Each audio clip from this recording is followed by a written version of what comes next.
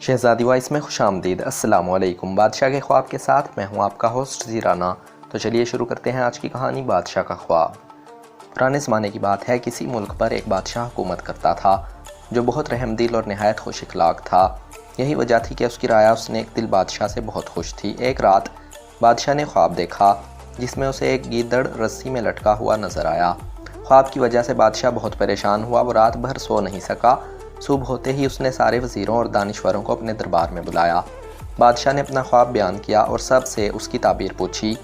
सभी सोच सोच कर परेशान हो गए, पर किसी को भी ख्वाब की ताबीर समझ में ना आई, जबकि बादशाह को हर हाल में अपने ख्वाब की ताबीर चाहिए थी।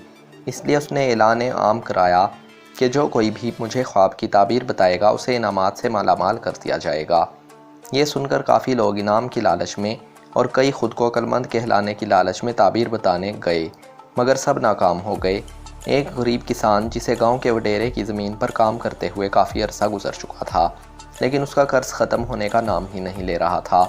सारा मुनाफा तो जालिम वडेरा ही खा जाता। सारा साल मेहनत करने के बावजूद किसान की वही भूख व बदहाली बरकरार थी। उसने सोचा क्यों ना किस्मत आजमाई की जाए और बादशाह को उसके ख्वाब की ताबीर बताई जाए। क्या पता खुश होकर बादशाह सलामत इनामात से नवाज दें। सो वो गरीब किसान भी शाही महल की तरफ चल पड़ा। चलते चलते रास्ते में उसकी नज़र एक सफ़ेद पोश बुज़ुर्ग पर पड़ी जो एक सायादार दरख्त के नीचे बैठे हुए थे। किसान ने आगे बढ़कर उसे बाअदब सलाम किया और अपने आने का मकसद बयान किया। बुज़ुर्ग ने तहम्मुल से उनकी बात सुनी और बताया कि ये तो एक मामूली बात है। तुम वादा करो कि इनाम में जो रकम तुम्हें मिलेगी उसका आधा हिस्सा मुझे भी दोगे तो मैं बादशाह के ख्वाब की ताबीर बताने के लिए तैयार हूँ। किसान ने वादा कर लिया। इस बुज़ुर्ग ने ख्वाब की ताबीर बताते हुए कहा, गीदड़ फ़रेब और चालाकी की अलामत होता है। इसका रस्सी पर लटकना इस बात को जाहिर करता है कि मुल्क में फ़रेब और धोखेबाजी बढ़ती जा रही है। इससे बादशाह को होशियार होकर रहना पड़ेगा। किसान सीधा बादशाह सलामत के दरबार में आया और उसे ख्वाब की ताबीर सुनाई। बादशाह को भी ताबीर पसंद आई और खुश होकर उसने किसान को मालामाल कर दिया, सारे माल समेत। वो जब वापस आया तो उसने सोचा कि क्यों ना सारा माल मैं अकेला ही हड़प कर जाऊं। बुज़ुर्ग को आधा हिस्सा अगर नहीं दिया तो वो क्या कर लेगा। ये सोचते सोचते वो अपने घर पहुंच गया। कुछ अर्सा बाद बादशाह को ख्वाब में अपने ऊपर एक बारीक धागे से लटकी हुई तलवार नजर आई।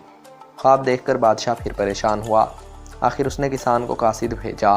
किसान परेशान हो गया और मजबूर होकर सफ़ेद पोश बुज़ुर्ग के पास जाकर मिन्नत समाजत करके ख्वाब की ताबीर पूछी। बुज़ुर्ग ने उसे ख्वाब की ताबीर बताई कि तलवार जंग की तैयारी की अलामत है, जिसलिए बादशाह को भी अचानक हमले के लिए तैयारी करनी चाहिए। आखिर में बुज़ुर्ग ने दोबारा अपना आधा हिस्सा मांगा और किसान ने हामी भर ली। किसान ने बादशाह सलामत को ख्वाब की ताबीर सुनाई, जिसे सुनकर बादशाह बहुत खुश हुआ और पहले की तरह किसान को इनामात से नवाजा। इस दफ़ा वो जैसे ही वापस हुआ तो रास्ते पर सफ़ेद पोश बुज़ुर्ग को अपना मुंतज़िर पाया। बुज़ुर्ग ने उससे अपना आधा हिस्सा मांगा। किसान ने आओ देखा ना ताओ तलवार निकालकर बुज़ुर्ग पर वार किया, जिससे बुज़ुर्ग का बाजू ज़ख्मी हुआ, लेकिन वो खामोश रहा।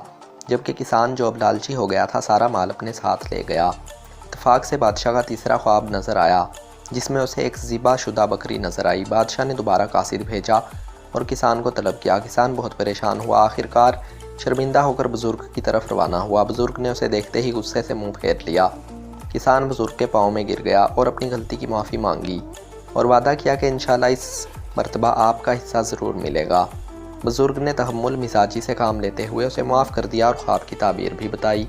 चूँकि बकरी अमन की निशानी है, इसलिए अब बादशाह के मुल्क में अमन व अमान होगा और लोग बकरियों की तरह अमन व अमान से रहेंगे और धोखाबाजी और फ़रेब से दूर रहेंगे। किसान ने जब बादशाह को ख्वाब की ताबीर बताई तो बादशाह को ये ताबीर भी बहुत पसंद आई, क्योंकि इस मर्तबा ख्वाब की ताबीर दिल मोह लेने वाली थी और खुशगवार भी थी। किसान को पहले से भी ज़्यादा नवाजा गया। इस दफ़ा किसान ने पहले वाला माल और अब वाला इनाम व इकराम मिलाकर सारा माल लाकर बुज़ुर्ग के कदमों पर रख दिया। मुझे माफ़ करना बुज़ुर्गों, दौलत के लालच में आकर मुझसे ख़ता हुई है। मैं अपनी गलती पर शर्मिंदा हूँ। खुदा के लिए मुझे माफ़ कर दें। मैं अपने गुनाह पर माफ़ी का तलबगार हूँ। ये सारी दौलत अपने पास रखने पर मुझे माफ़ कर दें। मैं तौबा करते हुए वादा करता हूँ कि अब ज़िंदगी में कभी किसी को धोखा नहीं दूँगा और दौलत के लालच में आकर किसी का दिल नहीं दुखाऊँगा। अपनी औकात नहीं भूलूँगा और ना ही गरूर व तकब्बुर करूँगा। मुझे माफ़ कर दें। बुज़ुर्ग जो बहुत पहुँचे हुए दरवेश थे नहायत नरमी से बोले, हकीकत में आपका कोई कसूर नहीं, क्योंकि जब आप पहली दफ़ा मेरे पास आए थे इस वक्त मुल्क में फ़रेबकारी व मक्कारी का दौर था। اس لیے آپ بھی ٹھگ نکلے۔ دوسری مرتبہ بھی آپ نے میرے اوپر اس لیے حملہ کیا کہ اس وقت پورے ملک میں خون ریزی پھیلی ہوئی تھی، ہر کوئی ایک دوسرے کے خون کا پیاسا تھا، مطلب کہ ملک میں فتنے کا دور تھا۔ اب تو ہر جگہ امن و امان ہو گیا ہے، لوگ ایمانداری اور امن کی زندگی گزار رہے ہیں، اور تمہیں بھی تو ظالم لٹیرے کے شر سے نجات مل گئی ہے، اس لیے تم ایمانداری سے مجھے حصہ دینے چلے آئے۔ بزرگ نے مزید فرمایا کہ مجھے اس مال کی ضرورت نہیں ہے، ہم اللہ لوگ بندے ہیں، ہمیں تو بس دین کی دولت نصیب ہو جائے، بس وہی اصل دولت اور کامیابی ہے۔ کسان اپنے آنسو پونچھتے ہوئے بزرگ سے مؤدبانہ انداز میں بولا، بزرگوں میرے لیے کوئی نصیحت فرمائیں۔ بزرگ اپنی جگہ سے اٹھے اور بڑے ہی مدبرانہ انداز میں کسان کو نصیحت کرتے ہوئے فرمایا، اپنے سے بڑوں کا احترام کرنا، چھوٹوں پر شفقت کرنا، درخت لگانا مگر پھل کا انتظار نہیں کرنا، اور ہو سکے تو کوئی درسگاہ ضرور بنانا۔ نصیحت فرما کر سفید پوش بزرگ روانہ ہو گئے۔ پیارے نونہالوں، مقامی افراد کی روایت کے مطابق رحم دل بادشاہ سفید پوش درویش اور کسان صوبہ سندھ کے ضلع نوشہر فیروز کے ایک چھوٹے سے شہر دربیلو کے قدیمی تاریخی قبرستان میں مدفون ہیں، جبکہ نیک دل کسان کی بنائی ہوئی درس گاہ کے کھنڈرات اب بھی اس دور کی یاد تازہ کرتے ہوئے نظر آتے ہیں، اور مقامی افراد کی روایت کے مطابق یہی وہ خطہ ہے جہاں اس کسان نے جگہ جگہ درخت لگائے۔ ان میں آموں اور کھجوروں کے بڑے بڑے باغات شامل ہیں، جو آج بھی ضلع نوشہر فیروز کے نواح میں کثرت سے پائے جاتے ہیں، اور صدیاں گزر جانے کے باوجود بھی ان درختوں کا پھل ہم کھا رہے ہیں۔ کسان بیچارے نے تو درویش کی نصیحت پر عمل کیا تھا کہ اتنے سارے درخت لگائے اور ان کے پھل کا انتظار نہیں کیا، اور آنے والی نسلوں کو پھلدار درختوں کا تحفہ دیا۔ تو آؤ بچوں، ہم بھی یہ عہد کریں کہ زیادہ سے زیادہ درخت لگا کر پاک سرزمین کو سرسبز و شاداب بنائیں گے۔ ختم شد۔